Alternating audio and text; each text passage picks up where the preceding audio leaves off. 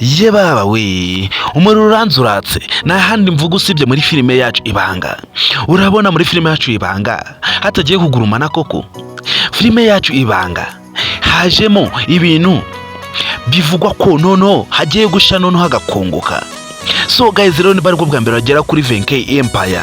Kora subscribe ubundi tukomeze sharing mu bindi bikorwa byose tuba munsi ku munsi. Kandi murabizi ko tubakunda cyane.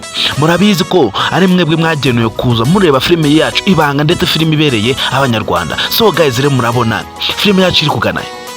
Filime yacu Ibanga hagiye gusha koko. So guys, rero niba utakurikirana filime yacu Ibanga warahombye. Filime yacu Ibanga niyo filime ibasha guturisha imitima za rubanda. So guys, rero nimba ari bwo bwa mbere wagera hano kuri 20K Empire, iyi niyo channel nyine ikugezaho behind the scenes zo za filime yacu Ibanga. Kandi niba ari bwo bwa mbere wagera kuri iyi channel, kora subscribe ubundi unashenga kuri bagenzi bawe bose bufite nabo baje bareba ubutumwa bwose ba muri filime yacu Ibanga. So guys, rero muri kubona ino foto. Iyi foto uri kubonamo Mutoni, ukabonaho Niyori, ukabonaho Dete, Nyambo ndetse na Eve. Ese urabona bino bintu byose biri kuza byose byirunda kuri Niyori? Urabona Niyori azabicikira? Singaho Dete akunda Niyori, singaho Mutoni akunda Niyori, singaho Nyambo akunda Niyori. Ariko hari akantu kamwe kajemo gatoya gatuma urukundo rwa Nyambo na Niyori ruzama gatotsi. Aranze Nyambo agize Eve besto we, kandi turabizi umubesto ikintu akora turakizi, kandi turabizi ko umubesto ni umuntu uba warabayeho umukunzi w'umuntu. So guys, rero turabona urukundo rwa Nyambo na Niyori rwarangiye, urukundo rwivanzemo Eve, kandi Eve turabizi ko nawe akunda Nyambo kurenza ibindi byose. So guys, rero turabona koko Niyori, urabona urukundo azongera kurukura he? Ese Niyori azemera kunana na Dete ko ndi kubona Nyambo we bamujyanye? Ese Niyori azemera kunana na Mutoni ko ndi kubona Nyambo we byarangiye ibye? So guys, rero murabizi ko filime yacu Ibanga na ahantu igeze na ahantu utayicikwa, kandi turabizi ko mudukunda. Turabizi ko buri muntu wese warebye filime yacu Ibanga, turabizi ko ahantu hose tugeze atabasha kubaho atayireba, kandi turabizi ko mudukunda cyane. Niyo mpamvu narwo tuba twabageneye filime yanyu Ibanga, filime ibabonereye. So guys, rero turabizi ko Niyori ubu ngubu ari mu mazi abira. Niyori urukundo ruramucitse, Niyori Nyambo aramucitse. So guys, rero niba nawe ureba filime yacu Ibanga urabona ko Niyori hari urukundo gisigaranye. Ese Nyambo uhaye umwanya mu mutima we akawa Eve, urabona bizarangira ute?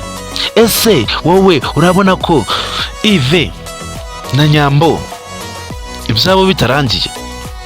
Ese urabona Eve na Nyambo badakundanye? So guys, rero nimba ari bwo bwa mbere agera kuri iyi channel 20K Empire, wasiga ukoze subscribe kugira dukomeze sharing mu bindi bikorwa byose tuba turukora umunsi ku munsi. Kandi murabizi ko filime yanyu Ibanga ari filime tuba twabakoreye, filime ibabereye. Murabizi ko ibikorwa byose tuba turi gukora imwe tuba turi gukorera. Murabizi ko iyo turi gukora filime Ibanga, murabizi kare mwebwe tuba twijeganyirije ngo muyirebe. Murabizi ko tudasanzwe tutakora filime ngo tuyirebere. So guys, rero niba ari bwo bwa mbere waba urebye behind the scenes hano kuri 20K Empire, ndagushishikarira kutongera kubura kuri 20K Empire, kuko iyi niyo channel yonyine ikugezaho behind the scenes zose ndetse n'impinduka zose zigiye kuba muri filime yacu Ibanga.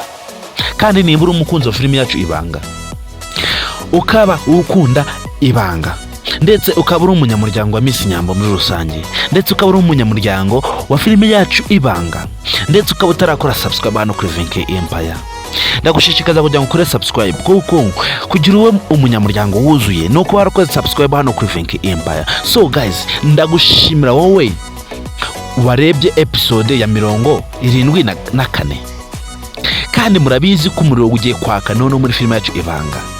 Ibundi ibintu byo twakoraga mu minsi zasize mu zindi episode wigeze ubona zose za filime yacu Ibanga, ubundi twabaga turi gukina, naho ubundi ho muri filime yacu Ibanga noneho umuriro ugiye kwakira rimwe. Kandi murabizi ko twebwe iyo dukoze ikintu tuba tugikoze. Mutoni arasaze, Mutoni ariye Karungu, Mutoni kamubayeho, Mutoni agiye gusarana date. Ibaze noneho kuba ukunda umuntu akundana n'umuntu umwe, noneho hagahita hazamo indi Rwaserera. Navuga noneho ko Mutoni ari Rwaserera zimuziye. Ibaze Mutoni noneho kuba agiye kuja ku mwanya wa gatatu, yari ari ku mwanya wa kabiri. Date araje afata umwanya wa Niyori, kandi turabizi ko Niyori akunda Nyambo. None Nyambo nawe Yves aramujyanye we. Filime yacu Ibanga ni filime noneho igiye kuzamo ibintu tutigeze ubona mu buzima bwawe bwose, mu zindi filime zose wigeze ubona. So guys, rero niba ukunda filime yacu Ibanga, ndagushishikaza kutongera kubura, ku buryo noneho tugiye gukomezanya mu zindi episodes zose zigiye kuza zisohoka umunsi ku munsi. So guys, rero nkwaye ikaze no kuri Venki Empire. Iyi niyo channel yonyine yahiswemo yo kuzibagezaho behind the scenes za filime yacu Ibanga. Kandi niba ari bwo bwa mbere wagera kuri iyi channel, sigukoze subscribe ubundi dukomeze sharinga muri bikoro byose tuba umunsi ku munsi. Kandi murabizi ko tubakunda, niyo mpamvu twabahitiyemo kuza mureba filime yanyu Ibanga, ndetse filime ibereye Abanyarwanda. Twigarukiye hano rero kwa Mutoni na papa we.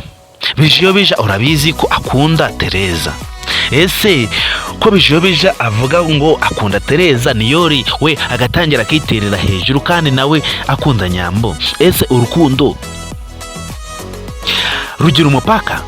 Ese urukundo hari inzitizi zibamo mu rukundo? Ese wakunze umuntu wananirwa kubimubwira ngo nuko mushaje? So guys, rero niba uri umuntu ukunda filime yacu Ibanga, ndagushishikariza kugira ngo ube uwa mbere ukoze subscribe hano kuri Venki Empire. Nawe wayikoze ndagushimira cyane, uri umuntu w'intwari cyane. Nabatindiye rero twongere duhure ejo saa 7 tubagezaho episode ya 75 ya filime yacu Ibanga, kandi mugire umunsi mwiza. Murakoze.